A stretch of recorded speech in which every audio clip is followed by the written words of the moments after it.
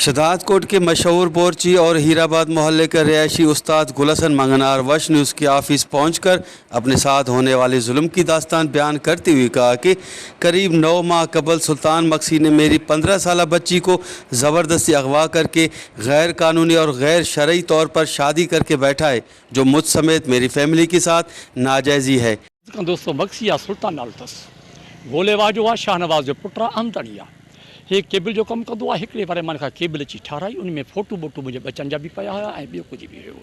छोकिरी मुंहिंजी इहो खणी वियो ऐं उन खां बाद में मुंहिंजी छोकिरी जी उमिरि टोटली 15-16 साल आहे ऐं मां हर हिकु मीडिया में, हर हिकु एहतजाज में नवाब जेके असांजा जेके सरदार जेके मक्सी साहिब आहिनि या ॿिए जेके ई आहिनि नवाब असांजा जेके सॼे सिंध में रहनि था या ॿाहिरि मुल्क में रहनि था, हर हिकु मां रोई रोई ऐं पंहिंजे तरफ़ां उनखे अपील कई त साईं मक्सी आमदानी गोले वारो मुंहिंजी न्याणी खणी वियो आहे। पर मां हर हिक खे रोई ऐं दाह ॾिनी, पर अॼु इन खे 8-9 महीना गुज़रिया आहिनि, पर मुंहिंजे तरफ़ां को बि नवाब न उथियो, न कंहिं का मूंखे मोट ॾिनी। ग़रीब मिसकीन आहियूं। छोकिरी बि मुंहिंजी अगवा करे खणी विया आहिनि ज़बरदस्ती सां। छोकिरी खे हिरासमेंट में रखियो अथऊं, छोकिरी खे अहिड़ी इंजेक्शनूं हयूं अथऊं ऐं छोकिरी जो दिमाग़ हिन टाइम तर आहे, उनखे धक ॿ कया अथऊं, छो जो छोकिरी उन्हनि वटि आहे।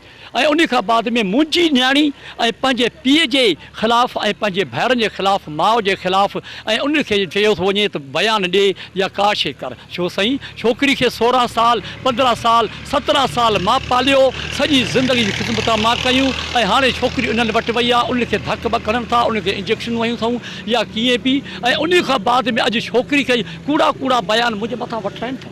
छो अॻुवान जा केस बि असांजे मथां ऐं सही ज़िंदगी न थियो आहे कॾहिं बि। सही अॻुवान जा केस बि असांजा मथां कनि त असां हर शइ बि असां सां हो नेट मां वटि पिया आहिनि ऐं वरी बि असां सां फ़ोन ते असांजे नंबरनि ते व्हाट्सएप ते कीअं बि करे हो असां सां ॻाल्हाइनि था त अगरि केस त मां हथु खणो था त ठीकु आहे, जेकॾहिं अगरि केस त हथु न खणंदो ऐं असांखे तंग कंदो, कुझु बि कंदो त तुंहिंजे पुटनि खे मारे असां गुम कंदासीं। मां ख़ुदा जे वास्ते मां अपील थो कयां, DIG साहब, IG साहब, SP साहब, DSP साहब, जेके सिंध में जेके वस वारा अमलदार आहिनि, ख़ुदा जे वास्ते जेके नवाब आहियो, मां ग़रीब आहियां, मूंसां ज़ुल्म थियल आहे, ख़ुदा जे वास्ते मूंखे इंसाफ़ मिले।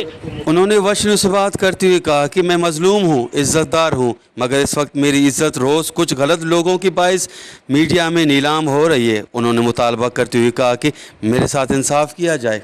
कैमरा टीम के साथ गुलाम अली ब्रावी, वश TV, शहदादकोट।